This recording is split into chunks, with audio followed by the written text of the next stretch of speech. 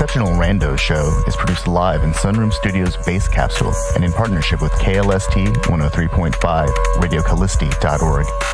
Remember to catch our Exceptional Randos live stream on YouTube every Sunday between 2 and 4 p.m. Eastern Standard Time. And if you have a story, idea, or question that you would like to share, we want to hear from you. Thanks for listening. Well, that was random. Exceptional Radio. Good afternoon. It is the 24th of January, 2021. And it's actually kind of miserable here in Indiana. It's like 30 degrees and windy, and it wants to rain and snow at the same time. But I'm actually kind of warm right now, so I'm not really going to complain. I don't have to be outside. So this is a reminder, if it's too cold for you to be outside, it's too cold for your pets. Bring them inside.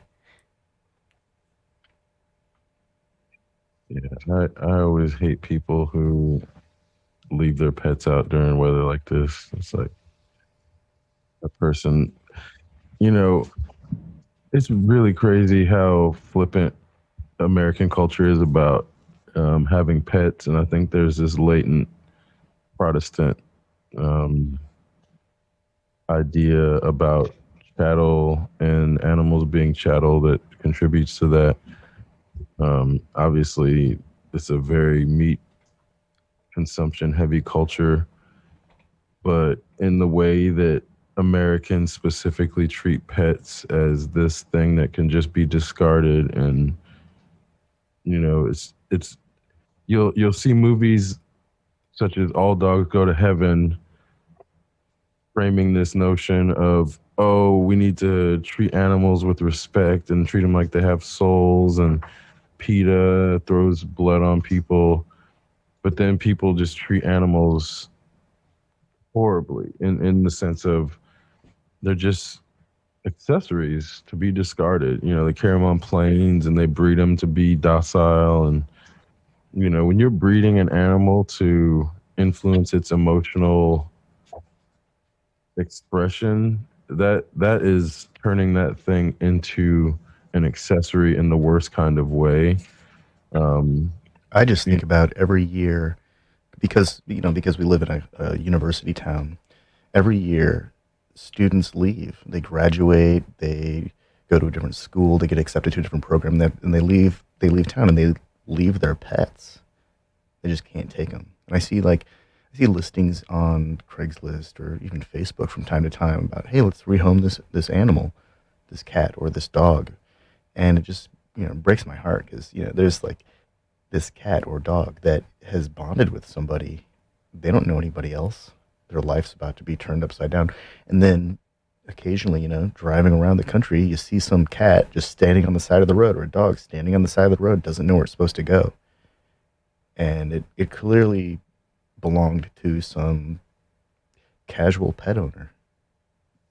well, it wouldn't even be so bad for street animals if Americans didn't treat their commutes as if they're all Secret Service people who need to protect the president and can't slow down for a fucking squirrel. That shit pisses me off, man. I really hate Americans and their self focused inability to slow down their fucking cars when they encounter an animal on the road. It's just, I can't. I like animals more than humans in a lot of cases because humans are just generally pieces of shit. It's like they're pieces of shit for many reasons, not because they're necessarily evil, but so many people are flippant about their existence and don't utilize their existence in a way that then they become trash and just contributing to trash cycles where they consume and destroy the planet. I can't stand those people. And those people are the ones that fucking constantly hit animals crossing the road because they can't fucking be bothered to slow down. I can't stand those people. I would much rather have squirrels than those people. It just, I don't need the squirrel to be my pet. Well, it's like Those exist and those people exist. and this is the time of year when it's cold out, it's slick out. Temperatures average below the threshold where all season tires are able to maintain positive mechanical adhesion to the road. The rubber's just not warm enough to grab the road properly, so they might only have 70 or 60 or 50, maybe 40% of their normal ability to maintain traction. And so you reminded me of people driving around like Secret Service agents going on their way to save the president. Like this year, I thought maybe this year we would have fewer. Oh, lo and behold, there's some sirens flying up Fairfax. Anyways, I thought, because COVID, there might be this chance that people would be more careful. There would be less ambulatory services flying up and down the road regularly. I think, maybe there was a brief period of time that probably correlated with the departure of students when people were still trying to be safe, but they hadn't quite relaxed. But we're on the verge of like, what is it? The widespread delivery of vaccinations for COVID. And I think that people are already demonstrating a kind of a false sense of security in so much that they are, not so much as they're doing anything different, it's that they're not doing anything different. We're still faced with legislators who continue to deny the necessity of broad social action, like wearing masks if everyone wears a mask. But then you got people in Arizona who are still crying, "Oh, my civil personal liberties, they're being offended." Like, I think that person is offending everyone else's civil liberties, their personal liberties. Like I should feel, the freedom to be able to go out in public and not worry about some asshat who is coughing and it refuses to wear fucking mask. It's not that hard. Is it? I mean, like toddlers are potty trained in less than time than a year, right? So if a little baby can figure out how to use a potty within the span of a year, why can't adults learn to wear a mask in the span of a year? We let these adults drive cars. Want to talk about civil liberties and like, holy shit, someone who can't figure out how to use a mask is allowed to operate a 3 to 5,000 pound, 6,000 pound chunk of metal that can go 100 miles an hour? You fucking kidding me?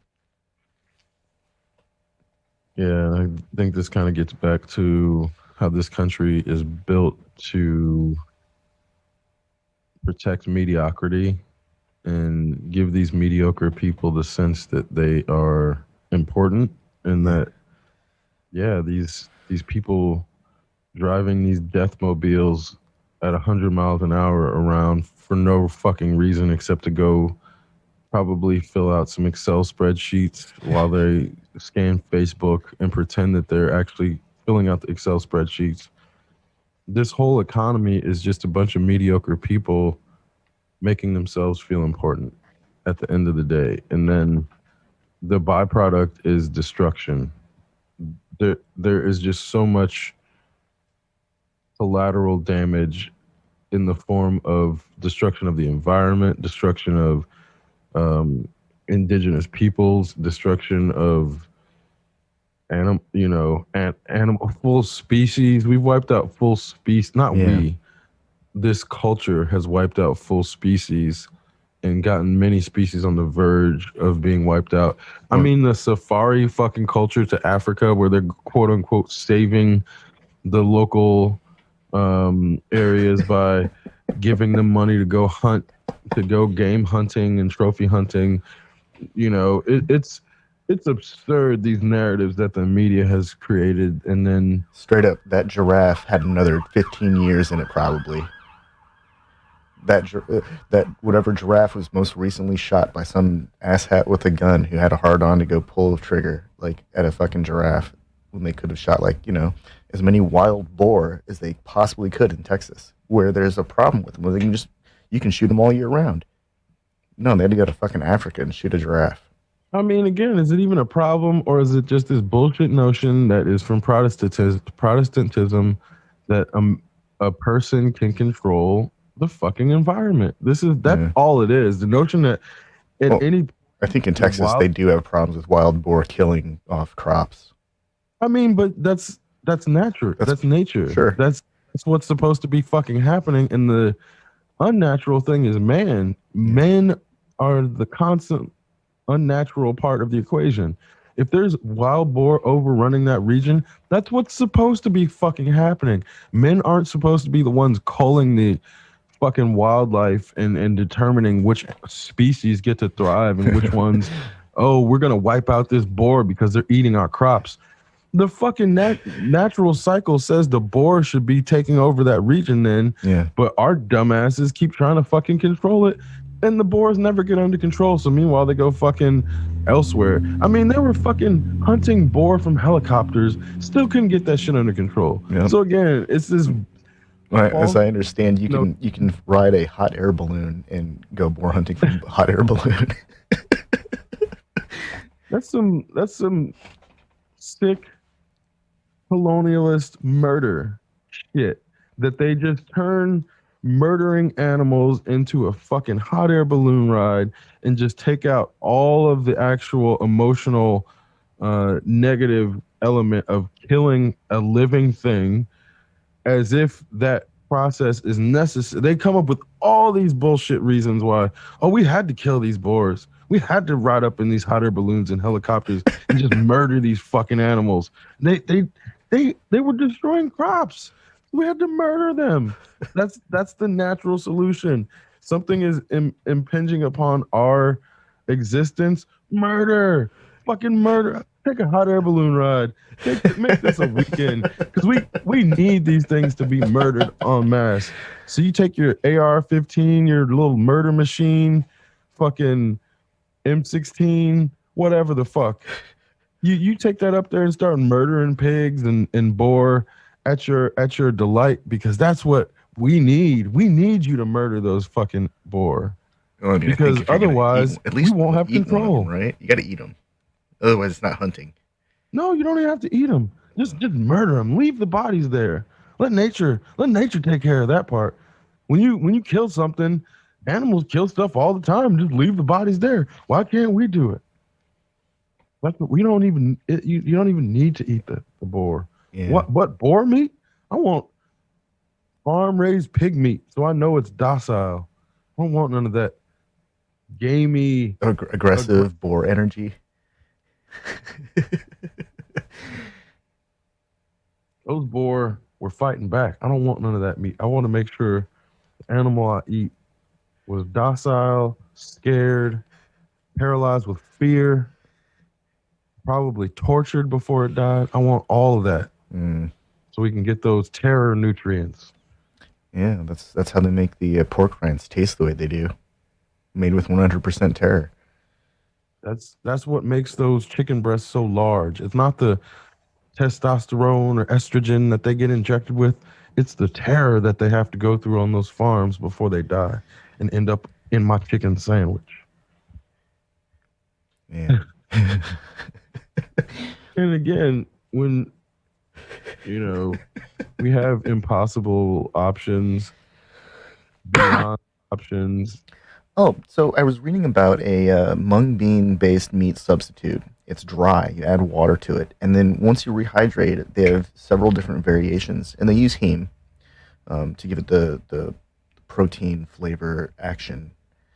But it's this like it's like shredded meat. So there's and it comes in like a box, like a cereal box, and each box is good for like 4 servings, and you just water it, and it turns into shredded meat, shredded chicken, shredded pork, shredded beef, and then you add your seasoning to it, and it fries up. It sautés. It cooks in soup. I think it's on Amazon too. Do you know what brand it is? Let me find it. Because I've tried neat meat, which is pecan and garbanzo bean, and then it's dried, so you add water, and yeah, it's not it. The stuff where you add water so far is not terrible, but it's definitely not the same as the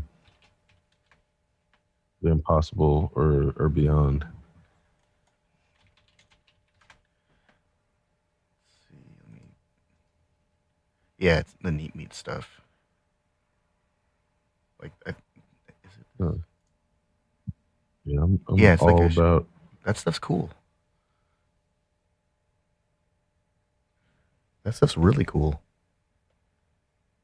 I think it's just a matter of marketing properly. It's we've got options. We've got so many options for this stuff. It kind of blows my mind that when they can market things like deathmobiles and cigarettes and alcohol and lifestyles that are extremely dangerous and get away with it. How come a solid marketing campaign can't get behind or be developed for meat substitutes? Is there just not enough money? I mean, I refuse to believe that because it takes millions of dollars to develop this kind of food product. I mean, the meat industry is preventing a lot of that shit, even down to Like, attempting to get legislation passed so that the meat substitutes aren't allowed to be called meat. Which is fucking stupid. It's so dumb. That's the dumbest shit ever of all things, for someone to waste money on legislative energy to be focused on. it's like the breads. How many breads does Subway use in a day? I How many meats does the meat industry need to produce before they can have the monopoly? mean, that's just like the notion of bacon You know, most people assume bacon is pork, but no, you can have other types of bacon. And it's just this weird. I have a friend who was always obsessive about brand names replacing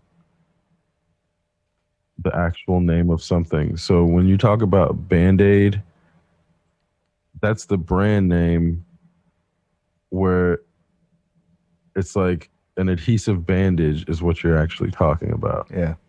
That's what a Band-Aid is. It's an adhesive bandage. But because Band-Aid has gone so far to make their brand name synonymous with the actual item, even if you're not talking about the brand Band-Aid, you're going to call it a Band-Aid most likely and not an adhesive bandage or Kleenex, a Kleenex. is like that. Yeah, Kleenex. Exactly. It's the name of the brand. And, you know, when it comes down to things like then the meat industry attempting to get legislation passed so that fake meat can't be called meat at all, then we see how the lexicon starts to establish people's lenses through which they see reality. And this gets back to why the language is so important to be aware of its influence on perception and the capacity to perceive or the capacity for the language to occlude things from someone's perception. Cheez-It. That's another one. The Cheez-It snack. Yeah. Yeah. There's a lot of them. I mean, there's just so many of them that people, you know, it's funny to think about someone being upset that these names have been supplanted by brand names, but at the same time, it's actually pretty fucked up that brand names have supplanted item or, you know, definitions or terms for actual things in a way that happens so gradually in certain cases that it's almost imperceptible, you know. And there's just so many things that until you really think about it, you don't necessarily know if you're using the supplanted brand name term or the actual term for what the thing about which you're speaking. And Miracle Whip. Oh man. Yeah, Miracle Whip.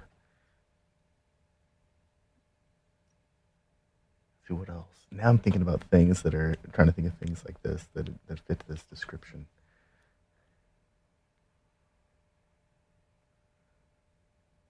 The Jolly Rancher.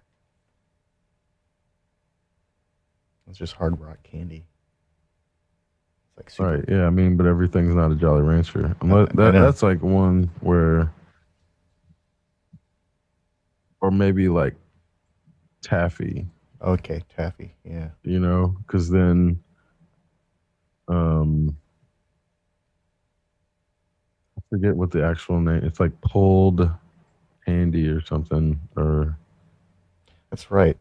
You know, I wonder how many people who have had like a Laffy Taffy have never had like real saltwater taffy. yeah, because it's actually called pulled candy, Yeah. and that's where when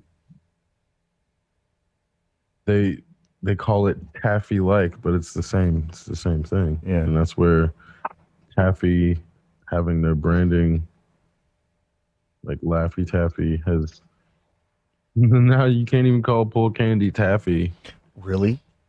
Yeah, because it has to be like, or it seems like they have to call it taffy like, and it's not. That's Well, this funny. isn't actual taffy unless it comes from the taffy region. You know? Oh yeah, yeah. No. Huh.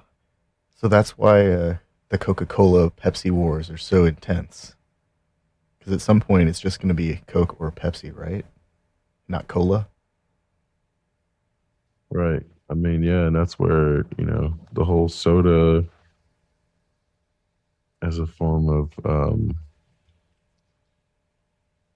syrup added to a carbonated water is, that's a weird period because they were mixing it with other shit.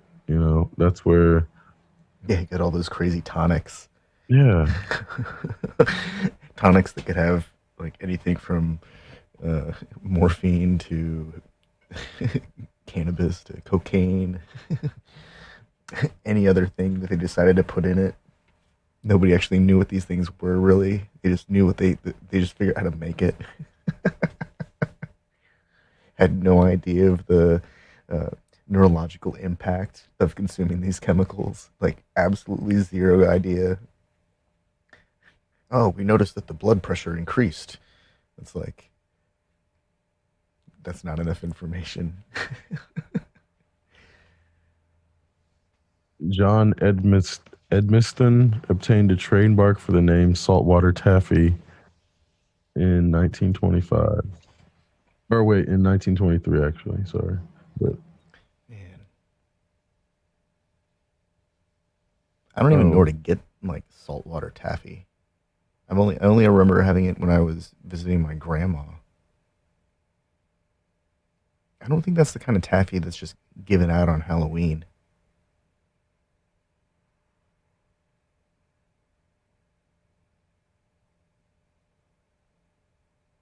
yeah, it seems like it's the ingredients because there's multiple types of pulled candy, but yeah, it's the ingredients. Because then I guess he lost that lawsuit and lost the trademark. But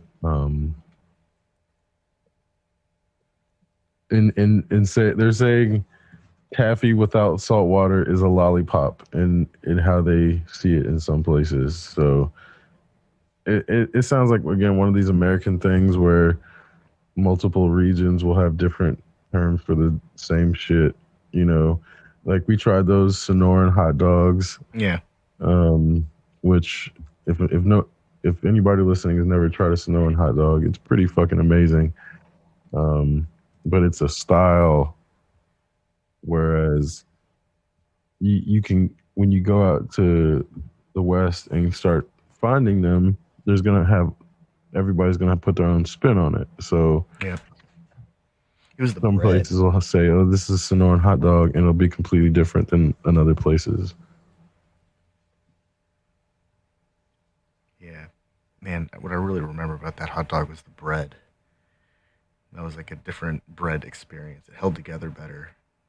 Like the crust itself was more resilient, and it wasn't quite so sponge like. Or no, it wasn't so foam like like a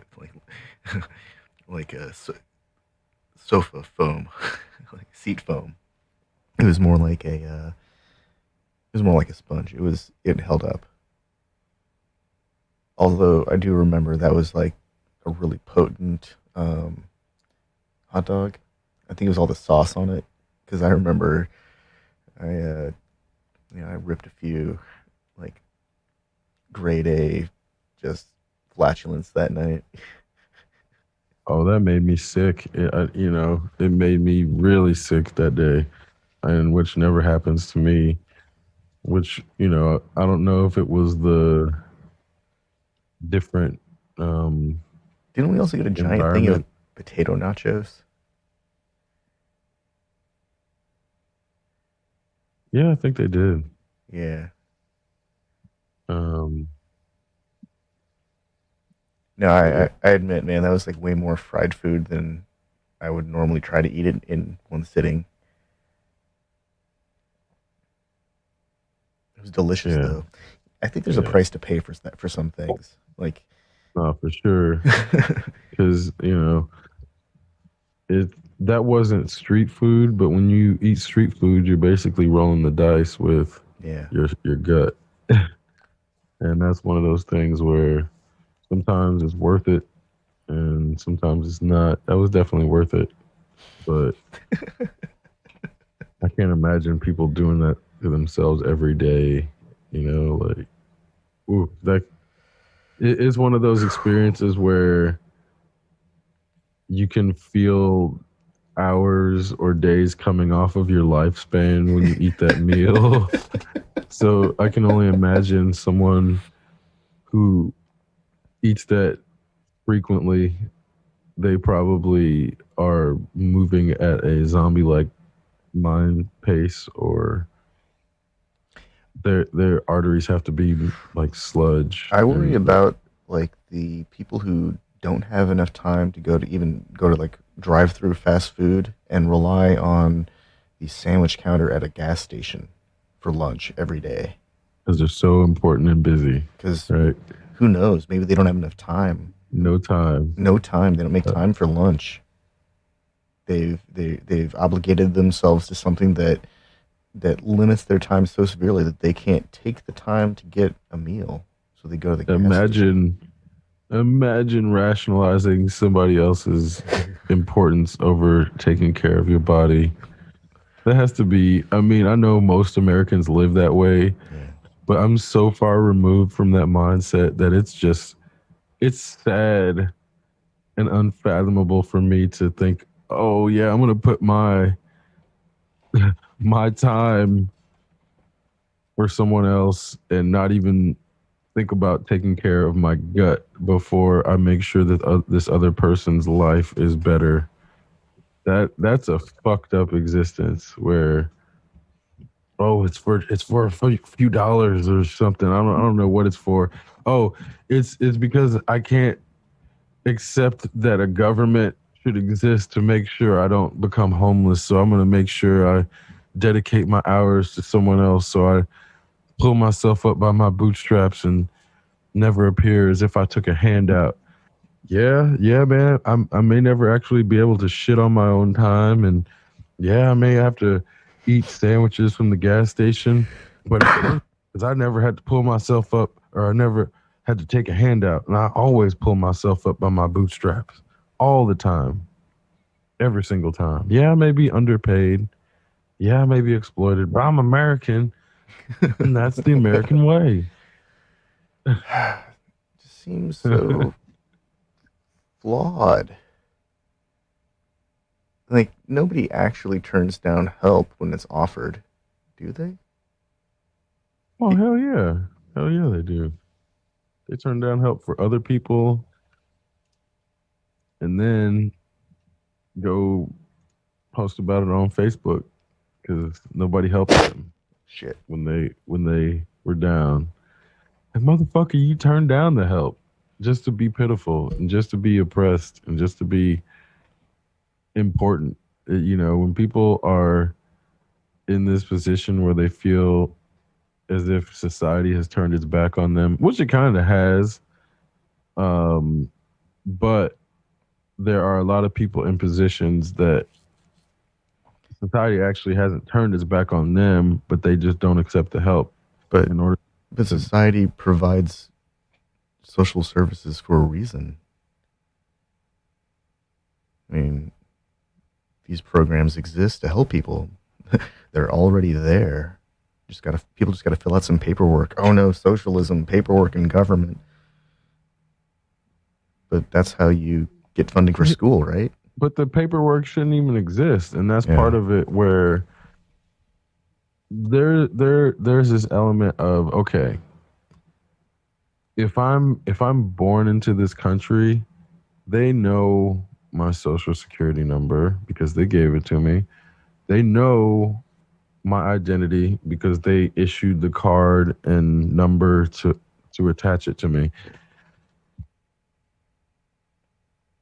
There's no reason that I can't have the money that the government gives the Federal Reserve to give to another bank, to give to a business, to then pay me.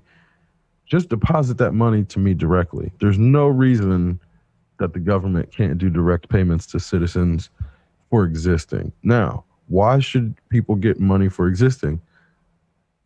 People without money are vulnerable, and vulnerable people vulnerable people are a risk to the nation because vulnerable people can be taken advantage of because they're under duress and they don't make rational decisions.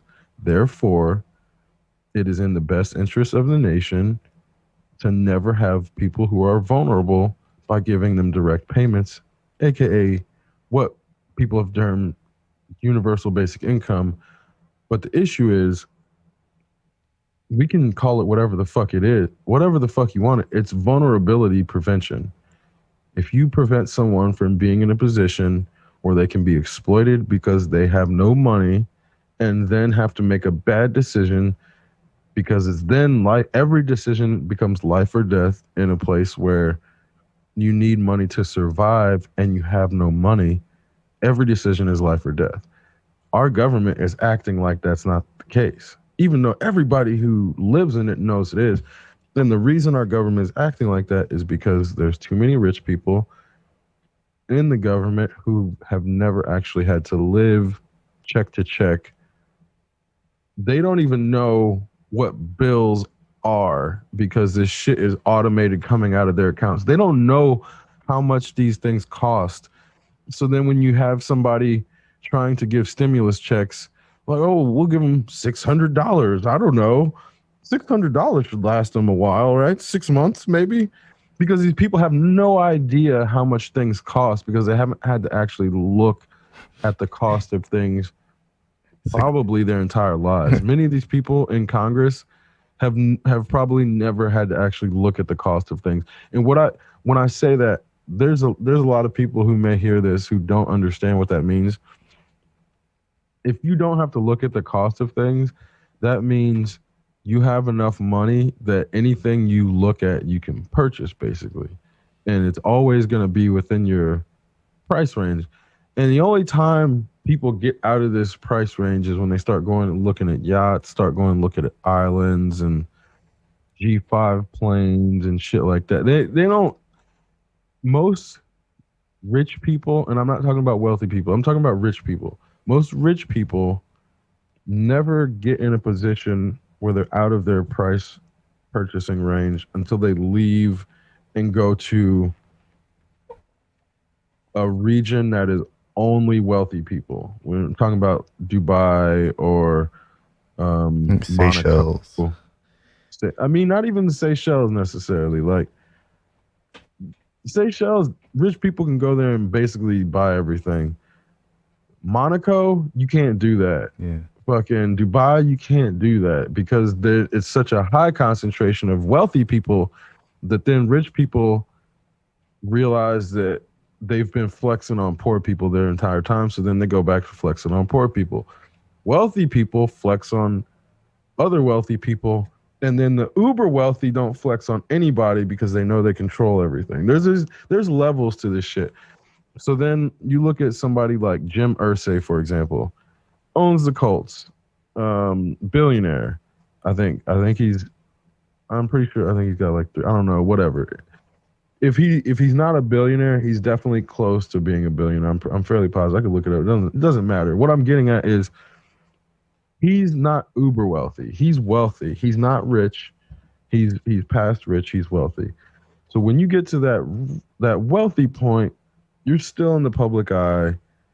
You still, if you have a drinking problem, the public's gonna find out about it eventually. The uber wealthy, people don't even know who the fuck those people are. We know a few of them because a few of them are in positions where they can't hide.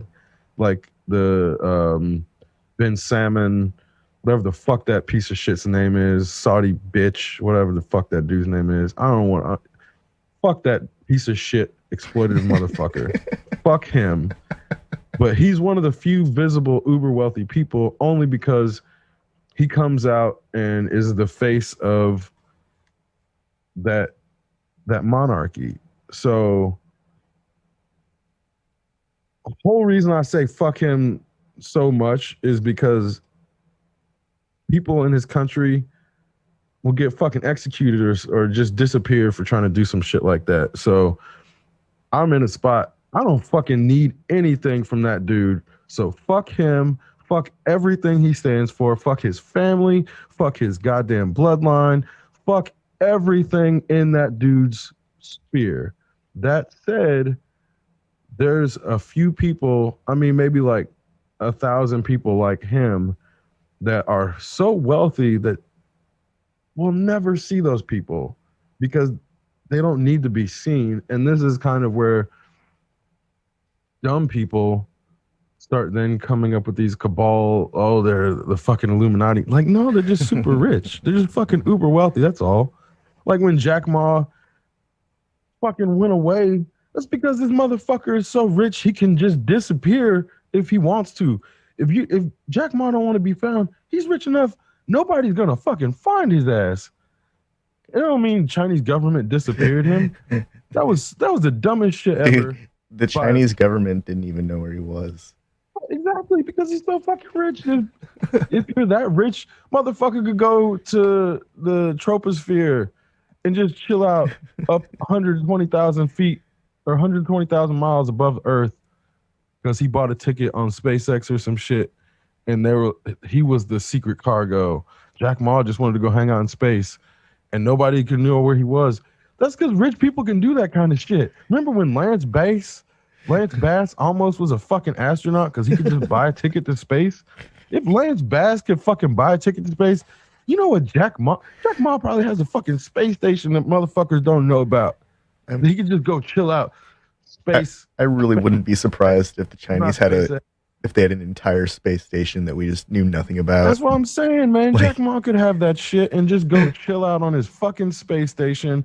NASA can't find out about that shit because he got more money than NASA. Jack Ma's budget's bigger than fucking NASA. You think NASA's gonna be able to find Jack Ma? Nah. NASA can't fucking find Jack Ma. You think our media, our dumbass media, can find Jack Ma, the same one that thought he just magically got disappeared by the Chinese government, as if that wouldn't be one of the biggest. If the Chinese government did anything to Jack Ma, whether it's put him in prison, fucking anything, that would destroy the economy there. It would destroy the economy because then anybody who works would realize that their work is for nothing. You can't show your people that their work is for nothing and expect them to keep working because there's not enough fucking guns to hold everybody to the gun. If the Chinese government disappeared Jack Ma, that means the Chinese government could disappear anybody, and the Chinese government doesn't want their people thinking that. Otherwise, their people won't work. So there's this whole, you have people who have no idea how social psychology works trying to infer what the Chinese government is doing. Realistically, I mean, given China's behavior in the last couple decades, it's more likely that they would just buy him out than kill him. They would just they would cut him the check, like the check that nobody can even comprehend how many zeros are on it. They would cut him the check. They would give him a province to do whatever he wanted to. They would build him his compound, his retirement palace. They would just give it to him because it would be cheaper for them to do that than it would be to weather any kind of like PR storm that would happen if he just surreptitiously dies. And beyond that, Alibaba is one of the most complex and successful distribution systems on the planet. It's like Amazon, but for the rest of the world. And it seems to work. So why would they tamper with, they wouldn't tamper with that. There's no reason to tamper with it. They're already making all the money. I mean, China's economy has like, I think it's something like 3.5% growth at this point. Like their economy is doing so much better than ours that it's like kind of unnerving because we had a chance like 9 months ago to not dick around. We had a chance 10 months ago to not dick around. And that's where we are now. It's endemic. It's going to be with us for all time now. Bastards. Well, and then I'm looking at it from, I think part of it then becomes this desire to have all the richest people in the world be in America, and then it's like, oh, we'll use whatever, because they want it to seem like American wealth is hard work derived, and that's kind of where, oh, if China did it, it's because of communism. That's why Jack Ma is wealthy, because of communism.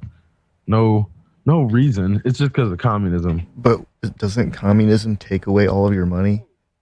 I mean, I, I, I'm gonna pass on that. I'm gonna pass, but I'm still gonna blame communism for Jack Ma being wealthy. Communism simultaneously enriches Jack Ma while taking away everyone else's money.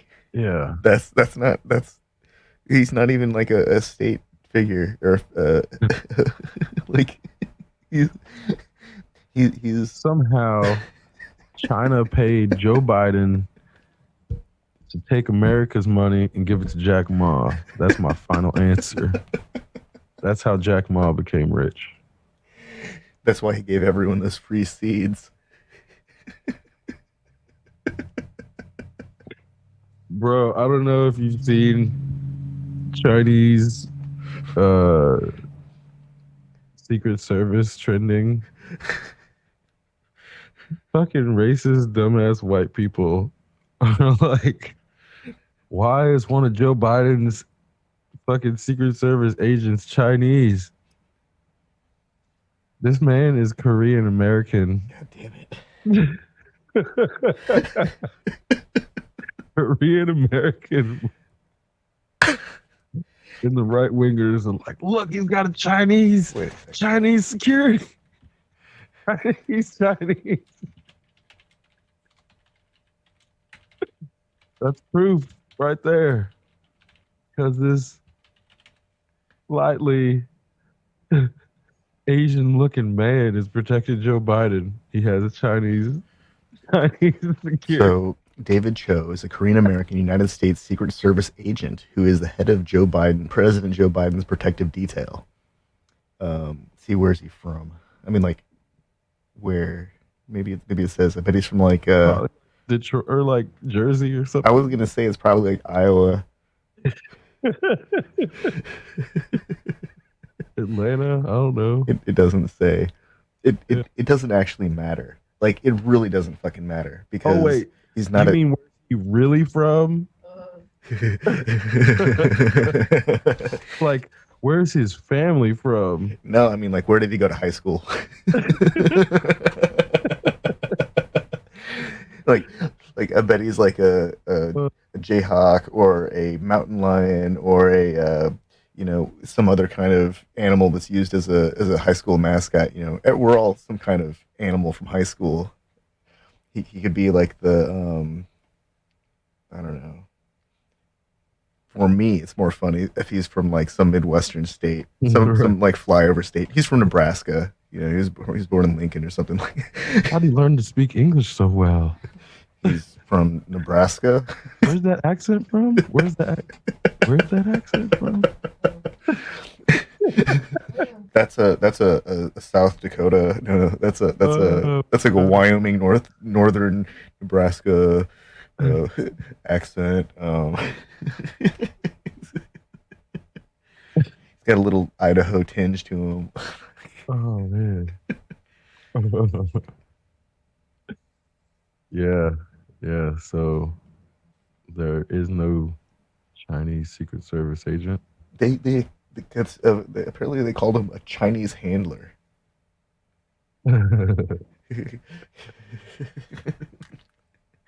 Yeah. Like seriously, do they think that DHS doesn't vet all of their employees?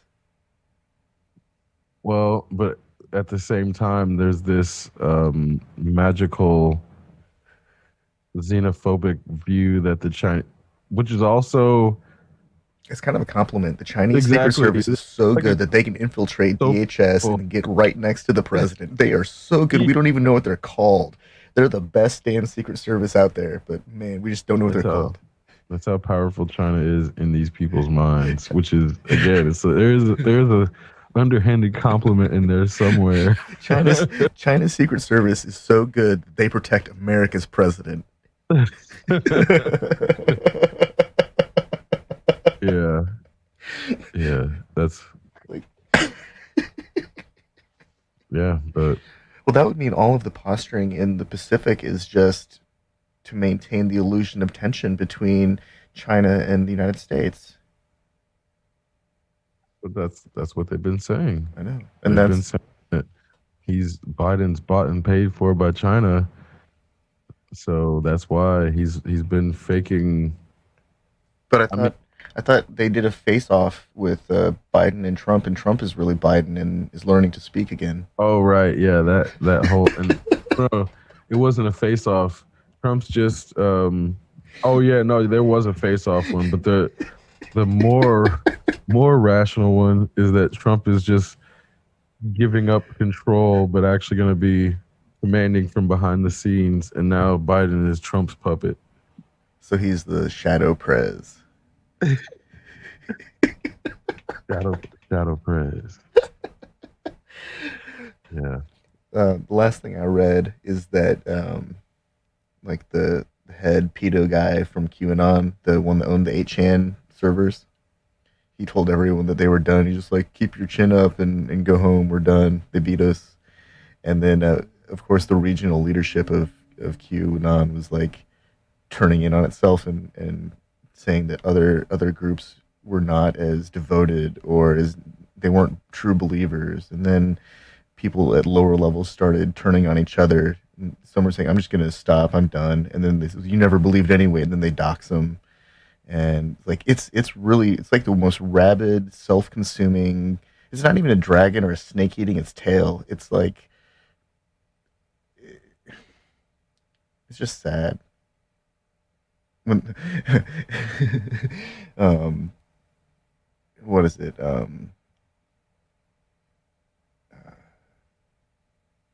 Something in Tanagra when the walls fell. Darmok and Jalad at Tanagra when the wall fell. His arms wide. Except the opposite of that. Was it Shaka when the walls fell? Yeah, Shaka when the walls fell. But it's the exact opposite of that. It's like they got to the wall and climbed over it and smeared the poo and nothing happened. Except a group of them are going to go to prison.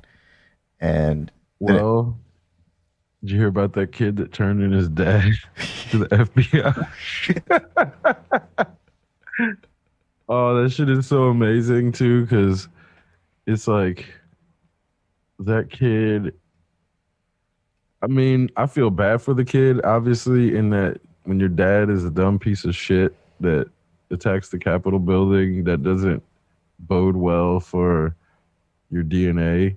But the fact that he was able to stand up to his dad and call the FBI on this insurrectionist and not be scared of his dad who probably abused him at some point, because that's the type of person we're dealing with. If this dude stormed the Capitol building, there ain't no way he wasn't abusing his kids. Fuck, it's the same type of person. He's abusing animals. That person thinks the world belongs to them and they are abusers. And that's kind of, everybody don't get turned into the FBI by their kids. yeah. It takes you got to be a piece of shit motherfucker for your kid to call it on you. Well, apparently, be a huge piece of shit. Apparently, the FBI is building a case that involves a complex organization of people of communication, setting up communication relay points. Yep, it's a terrorist organization. Yeah, they organized it. This was planned, and I'm sure that there were people who had no idea what was going on, and they were just there and getting in on the action. But whether or not they realized that they were participating in somebody else's larger scheme, that's just falling victim to social engineering. They may not have been informed in their complicity, but that doesn't mean they didn't do it. They're still involved. mean, They're in a all way, actors. yeah, they're all, When I say actors, I mean they are are involved in the act or the commission of this event. Not these the, people know what the fuck they're doing too. Because then I read one guy was talking about how he doesn't remember being there, but he had a dream that he was there, and he saw this and that in his dream, and if he was there, he would have had this experience. And it, these people think that they're being slick using language that then they can be like, "Oh, I was asleep. I, I slept walk over. I was asleep." And they think that they're going to be able to get around the law using stupid, ridiculous arguments like that. When in fact, if any of these people get off, it's just because they're white at the core. That's the only reason any of these people are going to get off. the somnambulism defense. That's new. And if you're in a white supremacist system, you can say some shit like, "Oh, I was sleepwalking," and they'll fucking let you off. And in the process, the black person that there was a black woman who was having a mental breakdown, reached the gates of the White House, and had a baby in the back seat. She starts to leave. They still shot her ass in like 2013 because she's black. Because you don't get police following protocol. Police get shoot to kill. They have a right to hunt if you're black on the street, which is why I'm so glad we have this pandemic and it's keeping people from moving around, because my encounters with police have gone down like 90%. I don't have to interact with cops because I need to go buy some groceries or some shit and then have some fucking cop follow me because he sees me in what he thinks is too nice of a car from what he thinks is a person that like looks like me. I don't have to deal with that shit nearly as much because we're in the middle of a pandemic and society has slowed down. So I'm glad that this society has had to deal with this type of thing to then shake it out of its fucking white supremacist infrastructure that put people like me at a position to be killed every day by some fucking rogue cop and then treat it like it's not a problem, because that's what the whole Black Lives Matter protests were about. It's as if America has forgotten that the protests were even happening or why the protests were happening, because now we have Joe Biden. Oh, cops are going to stop killing black people because we got Joe Biden. No, that ain't the way it should happen. There's been a police shooting within the past week. Even their counter rally of Blue Lives Matter was bullshit. They killed 2 police officers. They bludgeoned one with his own shield and the other with a fire extinguisher. A fucking fire extinguisher. That's a metal tank. They beat him with a metal tank. What the fuck? Yeah. So there's no. Oh, so speaking of DC, in the past few days, I've read a lot of clamor about the National Guard members who were they were kicked out of the Capitol and told to stay in a parking garage. And I've seen a lot of people get upset in dialogue on the internet, in forums, and on, the news pages when they talk about it, and on Facebook. And it occurred to me, this is like the kind of thing that people, really, really wealthy people will spend money to pay a guide to take them into some really dangerous environment for experience tourism. And so the thing that the National Guard didn't do is they didn't wear a bunch of Columbia or, North Face or REI or fancy outdoor gear name brand, and they didn't videotape it, and they didn't stream it on YouTube, and they didn't monetize it, because that's the experience. Allowed to. That's the whole. They're not point, allowed right? to. Oh, I know they're not, but Legally to. But that's the thing. That's like, and people like, you can't do a workout video in your army uniform suggesting that the workout is associated with the military. Sure. Like they're not legally allowed to. No, that's what I mean. Like, had they been wearing like REI and Columbia, and they paid some guide to take them someplace, they would have been monetizing. They would have turned that into their adventure video campaign. If it had been some other person with money that's not in the military, and that nobody would complain, they would have said, "Oh, look at them! They're doing the adventure. They're getting the adventure experience." And I'm not saying that what happened was right. My understanding is that Capitol Police kicked him out because of some policy decision that hadn't actually made its way around the network. But this is like it was just really surreal to see people getting upset about the way. I mean, this is the way that our country treats members of the armed services. Didn't you know?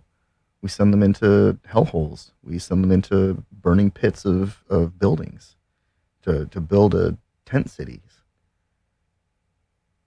It's all fake outrage anyway. Well, I know, that's what I mean. It's like those people are arguing about how these National Guard people are getting treated, not even broaching the subject of where that money is going, that is being drained from our economy.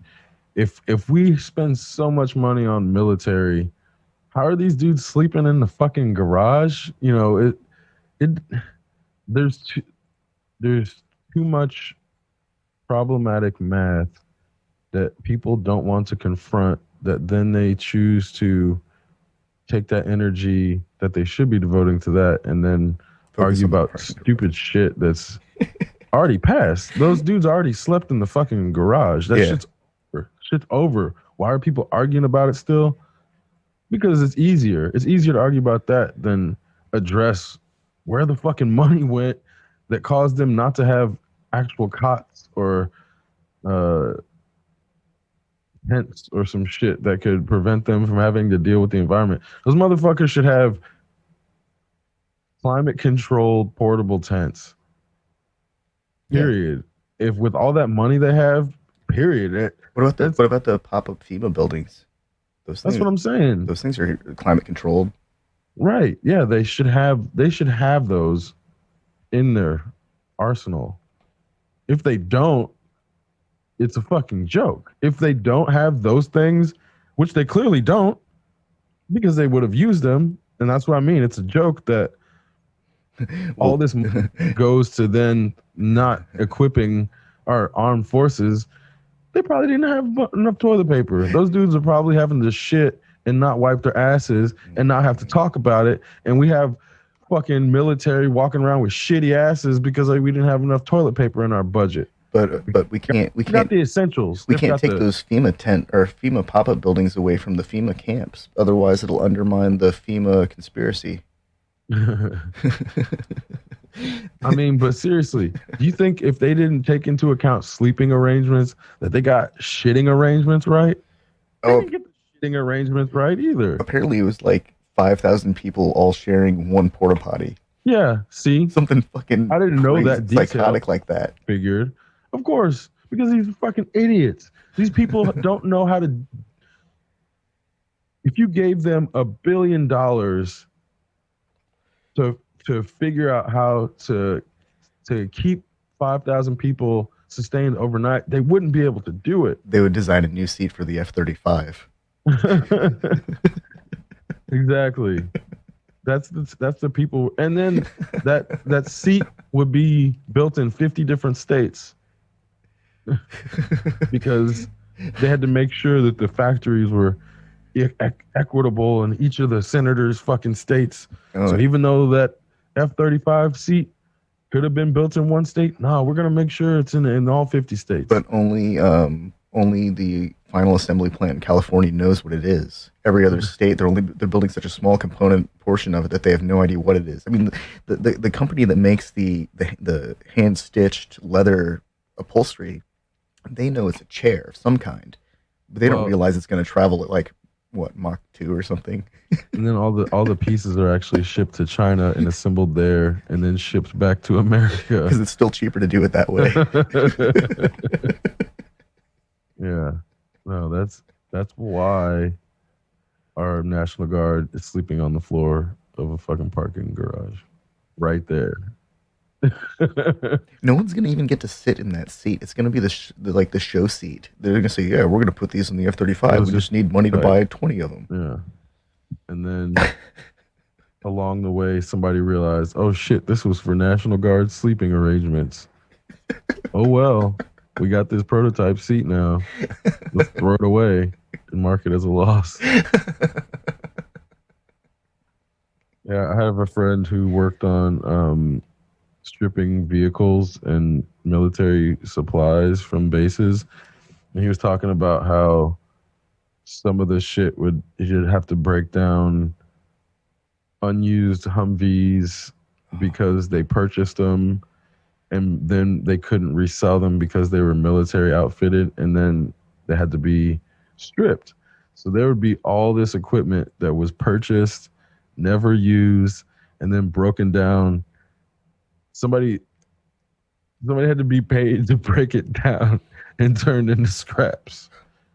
We both know a guy named Neil who used to work Yeah, at. that's what I'm talking Oh about. yeah. He used to disassemble explosives too. That's what I'm talking. Yeah, that's what I'm saying. Like Yeah, I remember you told me about that. And I was like, wait, you sit in a room and you disassemble things that go boom? And he's like, pretty much.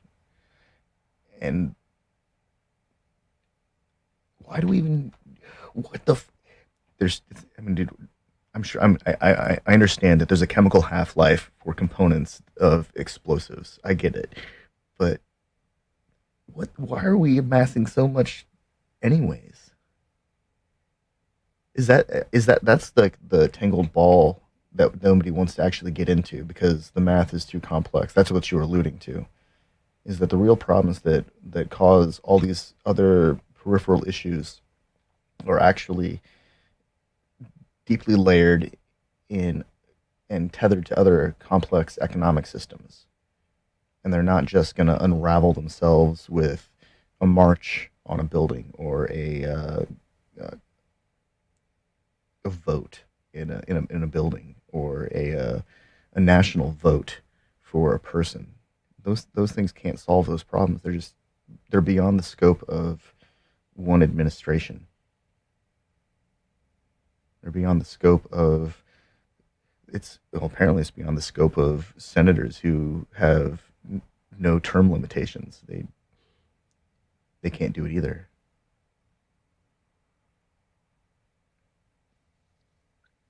well, and this to me, like I was saying earlier, it's easier to take money and do things that are emotionally appealing than to actually take money and solve problems. And that's kind of where we are still so far. Nobody has a rational explanation why we need any more weapons. Nobody has any rational explanation, but they keep building them. Yeah. And it's like logic has no place in daily operations, and that people just, I don't understand how we got to a point where everyone thinks they're so individualistic but operate as such automatons. Americans are the most automata people and think themselves to be the most independent, but so many of them can't imagine lit life without a boss telling them how to do whatever, what time to shit, what time to go to sleep. So many Americans almost lost their shit when they thought they couldn't plan for 3 months to keep enough toilet paper because they have no concept of planning because they are so reliant on someone else dictating the flow of their lives. How many people had kids because they were expected to? And just that's what society tells them. Because I'm like, I rarely ever hear someone not lying about being happy about having kids. Almost all the people who say they're happy about having kids are fucking lying about it. Because if you start probing and start getting into how they actually feel about their kid, a lot of them think it's a mistake and resent that kid, but just are not brave enough to admit it, which is the crazy part. It's more noble to pretend that you don't resent the kid that was an accident than to just own it, which is part of the, part of the cultural lie. you know, holy shit, man. Family planning. That shit's a paradox because nobody plans their family in this country. Everybody's a fucking accident in this country. Goddamn everybody. I think family planning is analogous to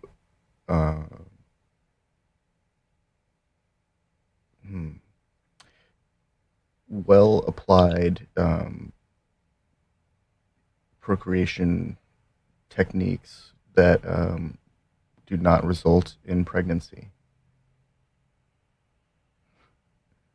Like people who are smart enough to understand like basic biology and physiology, and they're able to not get knocked up during a certain period of time.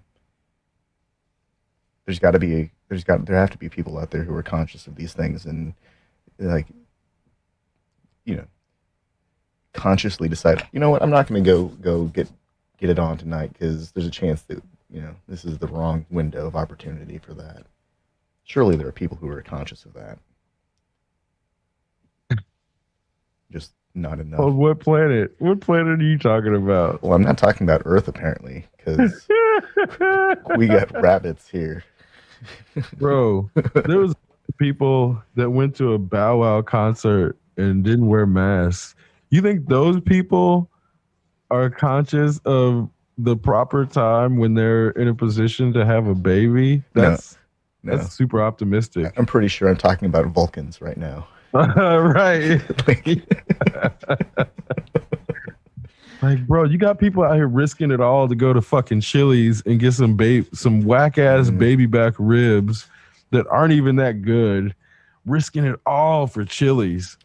Going in, that's just taking off my mask. That's scary. Eating them fucking ribs, surrounded by other dumbass people out in public eating ribs. Yeah. Yeah. This is why I like squirrels better than most humans, though. Like I said. Squirrels are out there procreating like rabbits, too, though.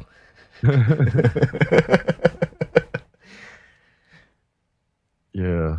No, I mean, I'm so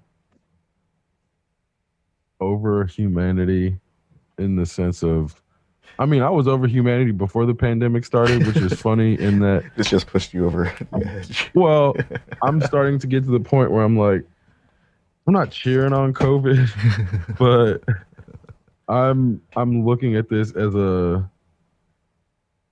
if humans don't learn anything from this, then I can't fuck with them anymore. I don't think that anyone can endure extended periods of social isolation without undergoing some kind of change. We adjust to situations. We adapt. I think that the thing that's going to happen is when people actually do get to go back out in public, not all, because the people who never took precautions aren't going to start. But the people who did take precautions and did allow themselves to dynamically adapt to the situation, they're not just going to go back out and resume all's normal, because nothing's normal anymore. I think there are some people who will react appropriately, but I don't think that it's going to be enough right now, because I still see people walking around without masks in, at Kroger of all places, with a gas station. Well, I feel as if we're hitting a fork in the human history path, and there are two clear lines, well, at least two, if not more like 5 or 6, but for the sake of simplicity, let's deal with the two. One is people who wear masks, and the other is people who don't wear masks. Let's just focus on those two demographics. If we're saying that the people who don't wear masks and are willing to commit manslaughter by proxy of a false sense of comfort, because in fact, a mask is more comfortable during the winter. I don't know if anybody's noticed. When you wear a mask during the winter, that shit blocks the fucking wind and the cold. Oh yeah. So all I'm talking about is not as comfortable are fucking liars.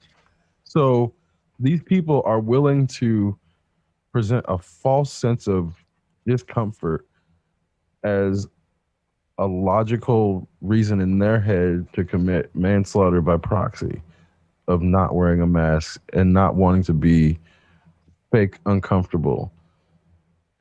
I'm not the same species as those people. I just refuse to accept that I'm the same species. So in my head, there's like an evolution happening where some people are willing to modify their behavior and modify their existence for the greater good. And then other people are unwilling to even take one concession for the greater good. We are not the same. Isn't that We are not the same. isn't this kind of the hallmark of evolution, is adapting to the environment and to external Exactly factors right. that force change, and the Exactly the right. species that adapted successfully survives? You know, I wonder about the anti-mask group. Like, what happens when space cruises are a thing? You can go up on a spaceship and go fly around the Milky Way or fly around the orbit or something like that. I mean, these people are going to be like, you can't tell me to put on a spacesuit. Is that going to actually be a thing? Bro, all these people who thought that they could go to Mars, they couldn't last 3 months in isolation on Earth. You think you can last fucking 3 months in isolation on a ship and then be the first inhabitants of a new planet and be isolated on a fucking planet with like 12 other people? With like 20 times the radiation on the surface, so you can only really be exposed to the surface for like Delusion, man. 3 to 5 minutes at a time. Well, my thing is now I know I could do it. I know I could do it. Yeah. I know I could be on a space station. Hmm. I know I could go on a long distance intergalactic trip. Space flight. But Fuck I yeah. know 99% of other people couldn't Yeah. because they've demonstrated they can't even stay in their fucking house. Yep. So, yeah. This has been a great litmus test for the long distance space travel to the new colony group. Can you survive The isolation? list after this shit. They better have me on their list of potential fucking Mars colonists. I'm ready to go, NASA. Put me on that shit. I'm ready to go. I'm less interested in Mars and more interested in Enceladus, the Saturn moon that apparently has water. It shoots geysers of ice into space that get swept around by the gravity of Saturn. I don't care, man. Anywhere except a place where people are so flippant where they just run over other animals because they're fucking self-important. Yeah. I'd rather be on an ice planet than this place because these people are assholes. I'm of sound mind and of proper judgment. This species is a bunch of assholes, a bunch of douchebags who can't fucking live with their surroundings. Fuck these people. I'm not like, just because I appear to be one of them, I'm not identifying with humans in this state. I refuse. I'm not going to do it. I don't care if it makes me sound crazy. That's why I have this show, so I can get these things out. I'm not going to talk about this with people I work with. I'm not going to talk about this with random people, but I'm going to talk about this on the air because I refuse to be classified in the same species as these people. I just refuse to do it. I don't care if I'm below. I'm definitely not below. I know I'm not, but if people want to call me below because I'm not willing to accept the same species classification, I don't fucking care. You know, But there's this movement on the internet called Return to Monkey. And the whole idea is, if I don't think, therefore I'm happy. You think, therefore you sad. Return to monkey. My brain's smooth, your brain wrinkly. And so the sad part about all this is even monkeys have a really strong sense of community. Like if there's a community threat, Yeah, they band together to solve it. If there is, if you know, if one of the babies or kids is lost, they all go looking for it. If something happens, they work together. I'm pretty sure at least one species has gone into the Stone Age. The monkeys and chimpanzees, apes are not fucking stupid. We're No, great apes for fuck's sake. yeah. So when people are like, "Oh, I'll go revert to monkey," these are the people who didn't bother to read the Jane Goodall fucking. Gorillas in the Mist. What's up? Oh no, I was thinking of Gorillas in the Mist. I mean, I think that might have been. That was But like yeah, her that was based off of.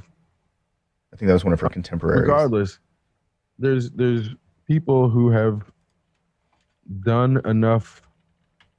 I've gone to a research center myself and seen with my own eyes chimpanzees and gorillas that can learn sign language. So it's like when you see these things that like, yeah, they can fucking learn language better than some kids. These chimpanzees and fucking gorillas were smarter than some human children. So fuck if I'm gonna sit here and act like these murderous psychopaths are somehow better than chimpanzees because they can form sentences in a language I can understand. So easier. Coco, the gorilla, Coco had a kitten and was famous for an extended period of time for her mastery of American Sign Language. And at the time of her passing, it was estimated that she could understand sign some over 2,000 words.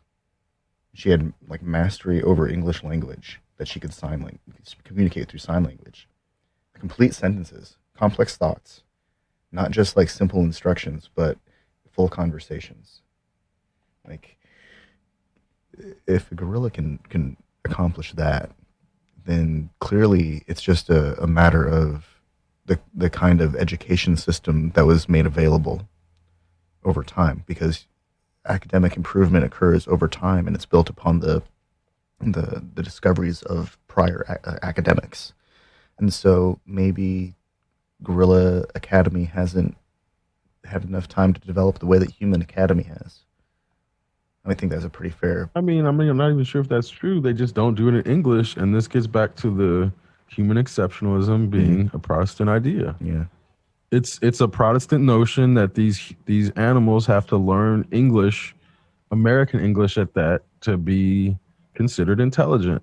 Meanwhile, I've been watching chipmunks. I'm fairly positive they have their own sign language. I'm fairly positive they have their own sign language already. They don't need us to teach them sign language. They don't do the chirping and like a click language. They do, but that doesn't mean they don't have gestural language as well. Yeah. And that's what I'm saying. Like, they have to get in positions where they can't make noise and still need to communicate. And I've been watching them for years, and I'm fairly positive they have gestural language. And that's what I'm saying. You can't learn that unless you watch them in their own environment, and then you assume that they don't have the capacity to even remotely broach these things because they're not doing it in our gestural sign language. And this gets back to, again, was it crows or ravens that like to barter with humans? I think it's crows. Yeah, ravens can learn English, but they like to make trades. Too. They trade. I mean, I guess not just English. They can learn to speak human language, human tongue. They but I've read recently about crow. I think it's a crow. Maybe it's a raven. It's one of the two. That they will trade with humans. Like if they trust you, they'll like bring some object and expect you to give them something for it sometimes. Yeah, it's both. Yeah. I think that's really cool. Well, and they bring people gifts and shit. Yeah. So yeah, again, I think there's this element of, if you try to get a crow to speak English, it's going to not be terrible. But if you try to learn crow, then you'll understand how good they are at speaking crow. And there's a huge difference in understanding that animal's intelligence in approaching their language versus approaching them as a species attempting to learn our language. And the latter is an unrealistic, homocentric, Protestant idea based around human exceptionalism and us being divine made creatures and everybody else, all the other animals, just being side products for our use. And that construct is 100% from Judeo-Christian Protestantism. 100%. And that's why not all Native, obviously, but many Native American frameworks did not invoke that exceptionalism and exploitative approach to nature, which is why if you go look at the way, for example, Lakota interacted with buffalo, like you would thank the animal after you killed it for fucking feeding your family and make a whole offering to the animal for being your sustenance, because the animal would get you and your family through winter. So you'd only take the animal because that's all you needed to get through winter. And thus it was a more direct exchange with the animal, knowing that the animal, it died to help you live, but understanding that exchange is way deeper than just eating a fucking burger. When you're actually thanking the animal, like it sounds disingenuous when you're eating the animal to survive, but understanding that you have to eat other living things to survive, and then not rank, oh, this plant is less than because it doesn't have these certain nerve structures. You can't do that either. And this is another element of why then the Western romanticization of the shaman who can speak with the plants and all these other things, like, no, that person is not that they can speak with specific living things. It's that they have not articulated themselves as a higher class, and thus it puts them in more connection with other living things. Those two things aren't the same. It's not like, oh, this shaman's Dr. Doolittle and can talk to these birds. Like, no, it's more so the shaman doesn't put themselves above the birds, and thus they are on the same plane as the birds, or is on the same plane as the plants. It's not the same thing, because especially American perspective wants to create hierarchies and this is a higher being, this is a higher plane. No, that's not how it works. But it's easier to think of it that way, because then you can think, oh, I took all these yoga classes, I graduated to the next plane, I'm closer to enlightenment, I'm almost to nirvana. And there's this whole people want to I'm sorry. I just thought of like some series of stretching positions that lead from the various stages of enlightenment. But that's how people think of it in America. Yeah. It was more like a person sitting there slowly glowing, and then glowing a little more, and then glowing completely in their entirety, and then no longer glowing, and then just pure light. I mean, it's the same shit with Tai Chi, with Kung Fu of any sort. Like, people want to mysticize these things into these magical paths where you can say, oh, if I just go to the Shaolin temple and dedicate 10 years, I'll come out glowing, because they figured out the path to the golden lotus. You just have to put in 10 years every day. You have to shave your head. You have to put in 10 years every day. Turn around in a circle 3 times. Like, you know what I mean? There's this... Punch this cauldron full of sand that's been burning for 300 years. Like, oh, these people... and this gets back to the whole... It's an underhanded compliment, because in romanticizing these things to make them mythical, it creates this mythical path that can then be sold. And then obviously people will never reach the end. So it's just like, oh, now we're black belts. Now we're gonna start doing the dans. Now you're seventh dan black belt. You'll never make to the 100th dan red belt because nobody can make it that far. Well, you'd have to live to be like 390 or something like Right. So it's an ever unattainable state that becomes romanticized in this fictionalized version of the path to mastery or nirvana or whatever. Like, oh, you're a martial arts master, or you're the yogi that has transcended the body and superseded the ego, and you're enlightened now. Even though you're still teaching for money, you've become enlightened. So the Chinese who make cheap, substandard products also manage to craft kung fu and unlock the secrets of enlightenment and nirvana. They've captured the spirit of the dragon in their fist. Yeah, and they can break metal plates with their hands and stuff. I mean, but they can't. But that's how people in America used to think of Chinese people, bro. Like every Chinese person knew karate, which is Japanese. That shit is so crazy. And then to see the backlash against that culture by having so many Asian youth avoid learning martial arts because they didn't want to become a stereotype. That shit is wild. That shit is wild that was the backlash. Because then you have Westerners becoming the masters of many arts that didn't no fucking martial art originated in America. Oh, surely there's some like indigenous tribes combat form, right?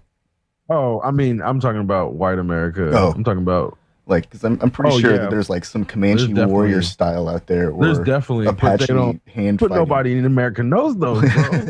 Nobody in America knows those. Yeah, they existed, but they're still hidden from Americans because they didn't want Americans learning their shit. You know, it always struck me as interesting that the military decided to name two of their most deadly combat helicopters Apache and Comanche. Check it. Let's put this to the test. Name one Native American martial art. Go. Go. I can't. Go. I don't know any. I'm unaware of any of them. I'm sure they exist, right? They have to. This was a culture of people that did have warriors. We celebrate their warriors, or we try to prevent people from stealing their heritage of their warriors, right? But we can't name one. We can't name one. I can't. I know I can't without Google, and that's where I'm like, if I can't, I'd be amazed if Tien could. Daniel, can you name one Native American martial arts style or combat style off the top of your head? No looking up. No, I can't. Not if it has a specific name. No. Yeah, exactly. But we could all rattle off at least 5 Asian martial arts. At least I know the name of one African in Dambe. So there's like Senegalese wrestling, there's Turkish oil wrestling, Greco-Roman, Iranian freestyle wrestling. There's all these things. Pancration. I know way too much about Greek martial arts for never having been in Greece or I'm not a Greek person, but that's because our culture teaches us about Alexander the Great and Pancration, and that martial art being, it was a badass martial art. Don't get me wrong. Pancration it's still around for a fucking reason. That said, that the Native American martial arts, or whatever you want to call them, have no presence in American culture is not accidental. There's no fucking way that shit is accidental. Because that's what I'm like, there's no way they don't exist. Of course they exist. But they are just so occluded from American mainstream lexicon. I'm not sure I Off can the top of my pronounce head, this. I'm not even the faintest idea of what one would be called. Okichita. It's a Plains Cree First Nation Canadian martial art. Okichita.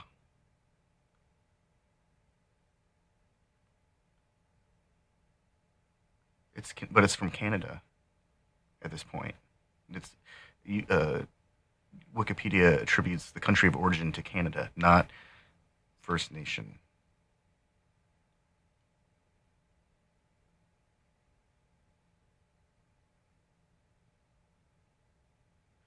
Yeah, so it exists, but never would have found this by going to a dojo.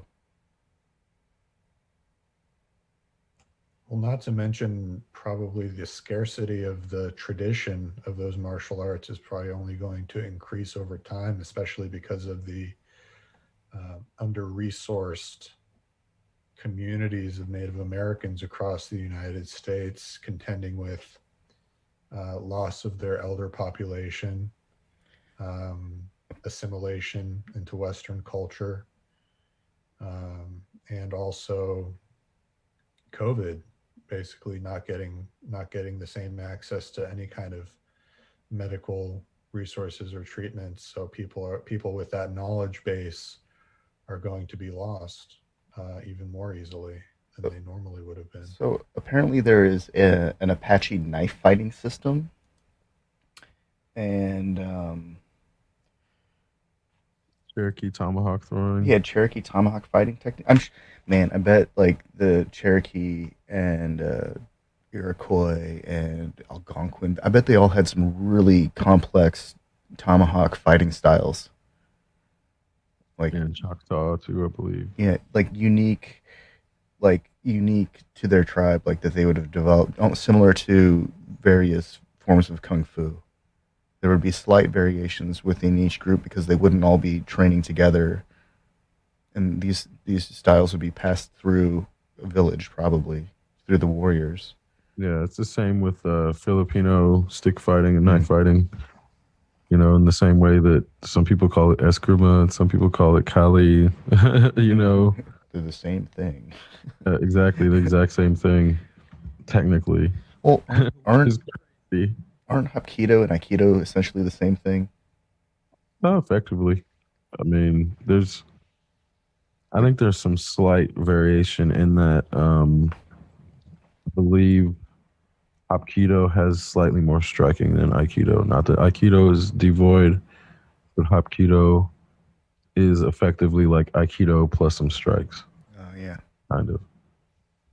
Um, but they it's the both, same thing with like, what's up? but they both deal with the joint locks and the throwing. Right. Yeah, exactly. And momentum reversal. Yeah, Because this is where momentum reversal is not the same as leverage. So you have judo, which is about momentum changing and reversal. Not to say it doesn't have locks, but jujitsu is not about momentum reversal, and it's about leverage. And people often conflate these things. I'll always hear Rachel Maddow talking about political jujitsu, and it just makes me cringe every time because jujitsu is not momentum. It's not to say that they don't include.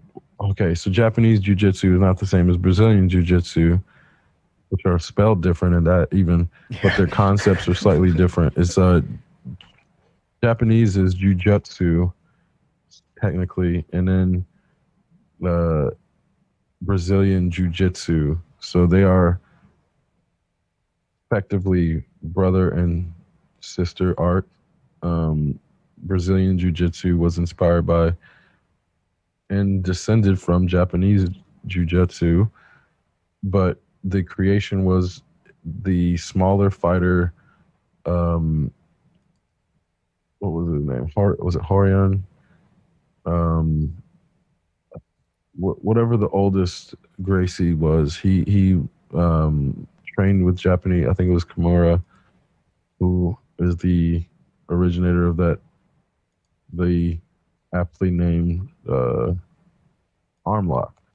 So there's this history of Brazilian Jiu-Jitsu that started in the early 1900s that is specifically derived from the fuck what's this dude's name? The Brazilian Jiu-Jitsu? Yeah, I'm just trying. Helio Gracie? Oh, yeah, fucking.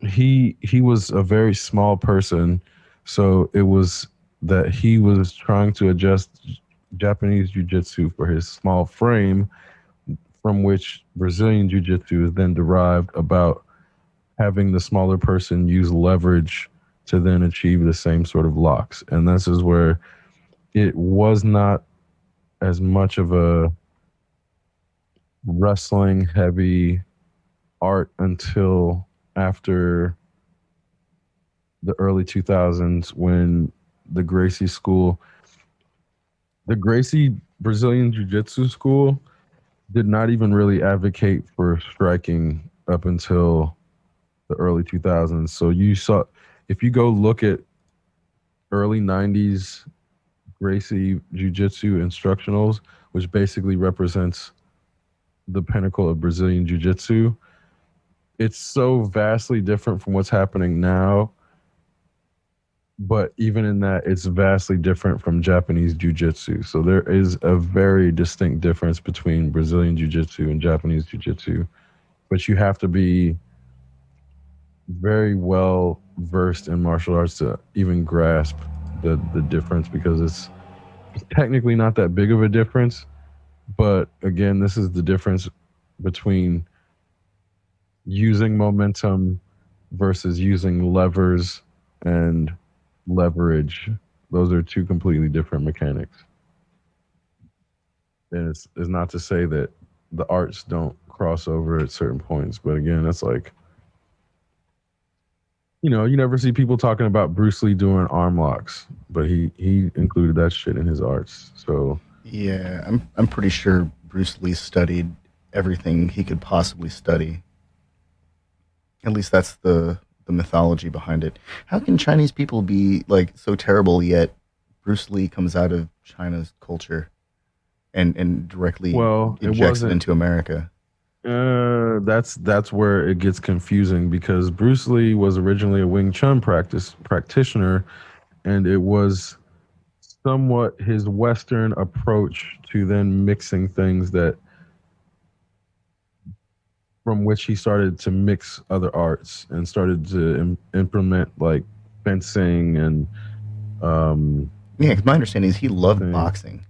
Oh yeah, like he was like big on boxing. It's like a heavy his strategy. art is basically called Chinese boxing in some cases. Jun Fan, Jeet Kune Do, way of the intercepting fist, because there's all these different principles that he put together. So this is also where the shit gets confusing. So a lot of his Tao of Jeet Kune Do stuff was writing that was constructed in the form of a book, but it was him taking notes on other people's works and also then coming up with philosophical interpretations of other things. So you see a lot of the stuff that is in Tao of Jeet Kune Do is straight out of Lao Tzu, and a lot of it straight out of Miyamoto Musashi. It's not that he stole it, but the way he was writing this stuff then got misinterpreted as him trying to. If you read Confucius or Zhuangzi or any of the other Taoist philosophers, they all reiterate Lao Tzu. There's no way around it. You can't talk about these things without talking about the foundations. Yeah, even down to the whole water. Yeah. I'm pretty sure he lifted that one directly from Miyamoto, or I forget if it was Lao or Miyamoto, but it's he definitely didn't come up with the water metaphor. No, Lao Tzu talks about currents and of the stream, of the universe, of the river. Lao Tzu liked to use water.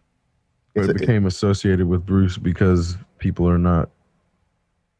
Ain't nobody got time to read all 27,000 translations of Tao Te Ching to make sense of it all.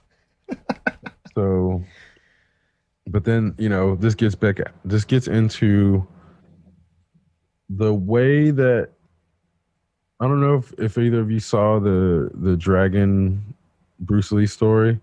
They did not do a bad job of expressing. That's with Jason Scott Lee, right? Yeah, Yeah. That's a good movie. It is, and it's not too inaccurate and too dramatized.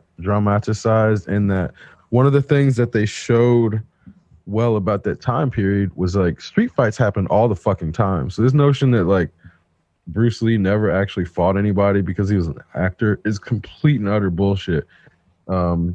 Main thing being, in that time period, it still happens now. It still happens to this day because it's happened to me. If you claim to know any martial arts, that just invites people to come challenge your shit. So it's like one of these things where if you say you're a martial arts practitioner, even not even a master, if you're a practitioner, people will challenge you just because you say that, and they will not hold back. So it's not something where people are like, oh, let's spar.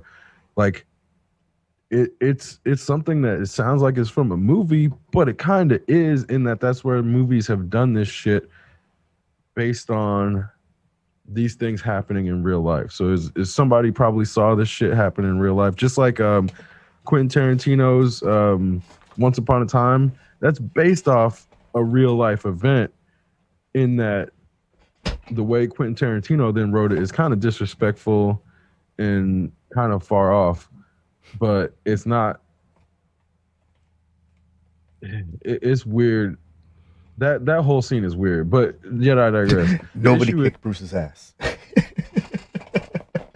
I mean, that's not necessarily even true. It's just a matter of No, that was the line. specific event. Yeah, That was the line from that movie.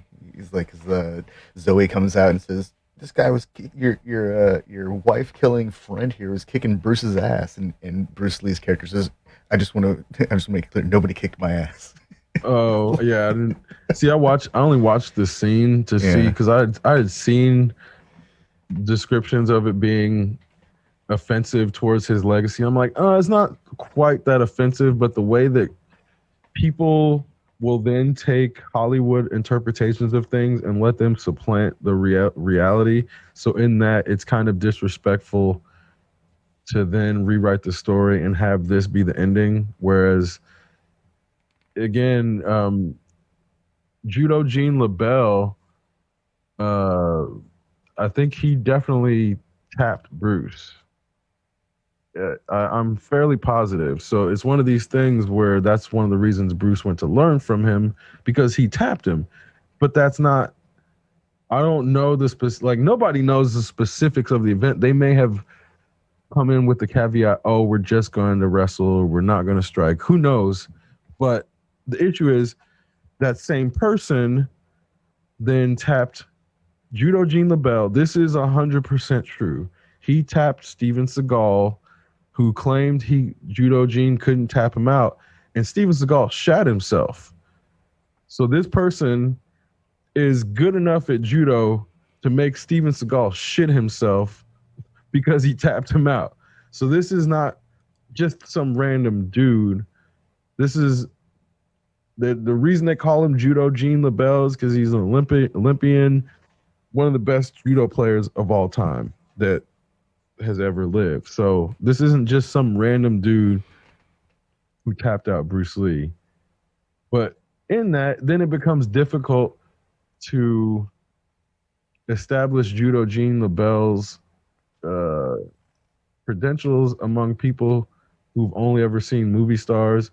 And that gets super difficult when somebody like Steven Seagal exists, who has been he's an accredited Aikido. He's legitimate in that art. That's not questioned at all. The issue becomes when he became a movie star and then started coaching people in the UFC. Then it starts to become more difficult to ascertain what's real and what's just bullshit, because then the people he's coaching, you find out, are fucking roiding. So it's like, I mean, he wasn't even really coaching them anyway. So that was all bullshit. But So speaking of UFC, last night we were watching that, and during one of the commercials, or no, one of the interims where they were introducing one of the fighters, it was the co-main event fighters. One of them was talking about how he trains, and we watched him jump off the padded wall and do one of those Spartan punch things, and it kind of what I said to Daniel was, it looks like they made up a fighting style based upon something they saw in a video game, and I can't imagine anyone actually jumping off of the chain link fence around the octagon. Not like that. Happened times. Yeah. Yeah, it has. No, It no, I'm has. sure it has, but like I can't in my mind. I just don't see it. Like I know I that mean, these things happen. I know that's that what this happens. It's like mind blowing because you don't expect shit like that to actually happen. or Uh, work. or work, right? But that's also why the only people that can make it work are the highest level athlete. You Yeah. know, you can't pull off a cage jump Superman punch if you're just a low tier athlete. You can't even pull off a Superman punch, let off jumping off the cage. Or when Anthony Pettis jumped off the cage and hit that kick on Benson Henderson, you can't just do that shit. Not Uh, everyone's gonna be a George Masvidal and jump over a dude and knock him out in 5 seconds. I mean, even so here's the thing: what Jorge Masvidal's knockout, that's way easier to do than jumping off the cage and landing the strike. Yeah. Because the issue is anybody can jump off the cage and throw a strike. The issue is can you jump off the cage and land the strike? Now, the, the reason I say Jorge Masvidal's knockout was way easier to attain is number one, Ben Askren, super predictable fight style. That dude had no striking skills, all wrestling. So going up against a striker, it was almost guaranteed that the first thing he was going to do was go in for that takedown, which is why Jorge ran in and just delivered that knockout blow immediately. So number one, that's why. Jorge had a double shot. He like got him, clipped him with his knee on the way over. Yeah, So he almost got him with like a fist, elbow, and a knee, and then he like right. popped. And if anything, it's the surprise Yeah. of not seeing it that knocked out Askren. Because I've watched at this point hundreds and hundreds of knockouts. It's never the power. Mm-mm. It's always the person not seeing the strike coming, because you see more often than not when a person doesn't see the strike coming, the shot doesn't have to be powerful to knock them out. So Yeah. many times powerful strikes land and knock people out, but the cases that need to be paid attention to more are when it's not a powerful strike and it knocks the person out because they're not seeing it. And in most cases, it's the not seeing the strike coming that I think, in my perspective, is the result of or the cause of the knockout. So then, again, it's like this is not knocking Jorge Masvidal at all, because then when the Showtime kick landed, he didn't knock Benson Henderson out. Mm-mm. And it's really difficult to knock somebody out off of that strike because they kind of see it coming, even if the kick lands or the punch lands.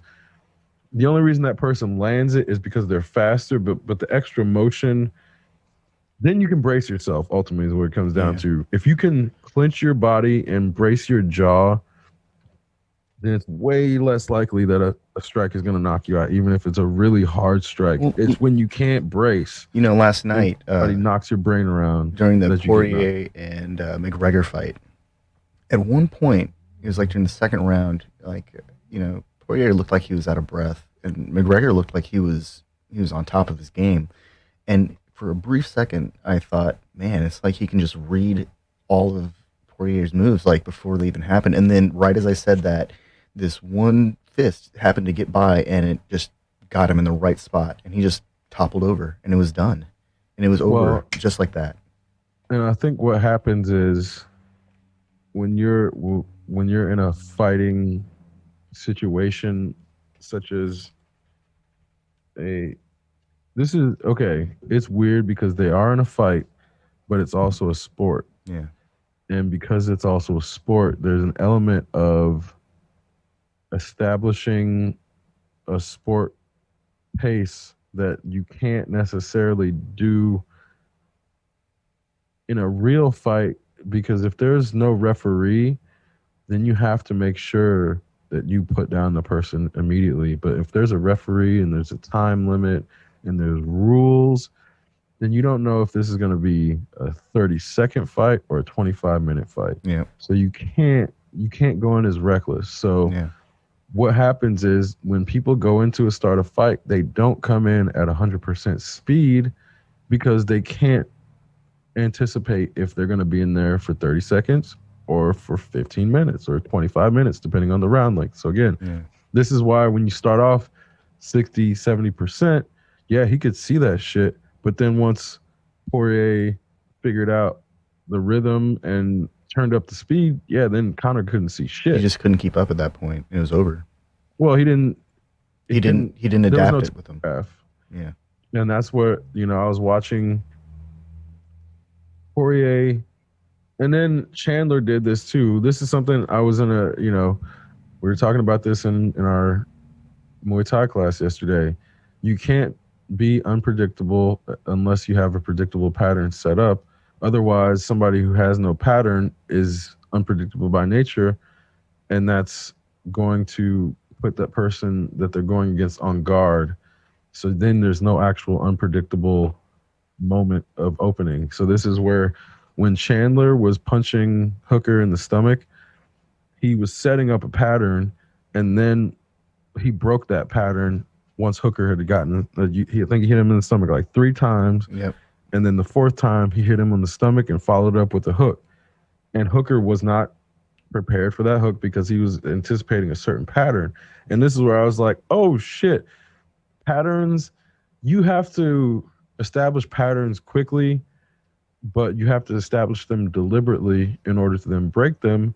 But also, this is something where speed as a pattern is then something to be established. If you start to make somebody think that this is your speed, and then suddenly you break that speed and go 30% faster, that pattern recognition has a brief window where it's set in a certain pattern and you can break it, but you can only do that once a pattern has been established, which is why Poirier, it's not just him, many fighters start off at 60, 70%, and once they have the other person seeing them at 70%, then they turn up 80, 90, 100%, because that other person's vision, like, they think that they can time it and block it. And I wonder how much of that initial Conor catching the punches and being able to counter Poirier was him playing possum for Conor, thinking, oh yeah, this is how slow I am.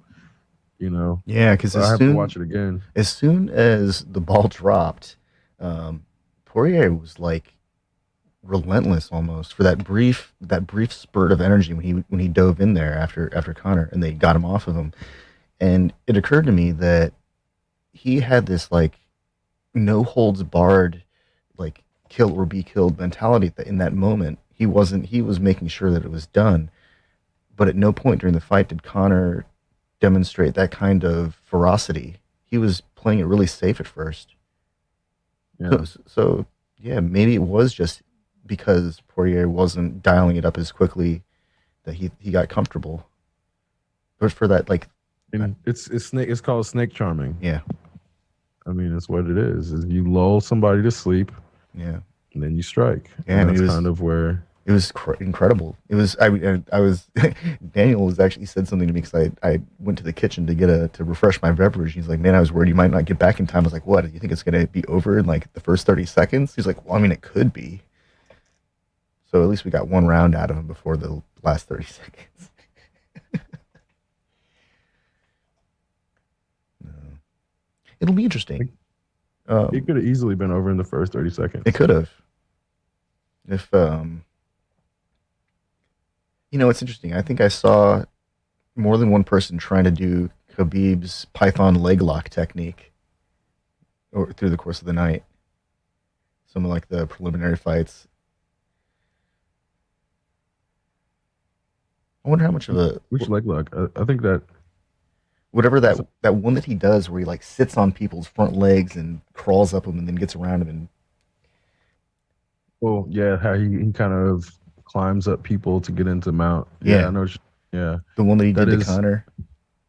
Like, I feel like that's I've They, started they seeing people teach do it that in more. jiu-jitsu. I mean, they teach that in jiu-jitsu. Again, it's like, but only high-level practitioners can make it look like that, and Okay. you can't. I mean, again, I'm sure it's probably in sambo as well. But there's all these things that they teach you that only high-level practitioners can pull off against other practitioners. Because Yeah. if you got into a fight with a non-trained person, you knowing that move, you'd be able to pull it off against a person who doesn't know what you're even doing, even if that person may be slightly stronger than you, because there's this element of Mechanical fundamental advantage. physics that you employ in these martial arts techniques, and it overcomes not knowing those fundamental techniques. Yeah. Well, it'll be interesting to see how Khabib's legacy translates over time because maybe it's just that I noticed that his techniques, the techniques that he used to great success, are being attempted by other people. Well, and he's training. He's becoming a coach too. Oh, cool. And he's got a lot Very more cool. fighters in the UFC. He's got a cousin in Bellator, and I think a few cousins in the UFC now. So yeah, there's a lot. Dagestani Sambo fighters. There's a shitload of them. What is it? Damn. Yeah, but people were thinking that they're all hype, but at the same time, yeah, they're just using a set of techniques that are hard to defend against, and then the sport's going to evolve out of that once everybody realizes what those techniques are. And that's the beauty of this sport. It doesn't stay stagnant.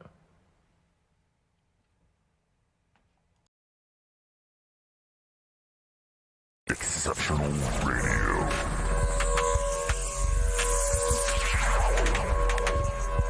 Exceptional Randos show is produced live in Sunroom Studios Base Capsule and in partnership with KLST 103.5, radiocallisti.org.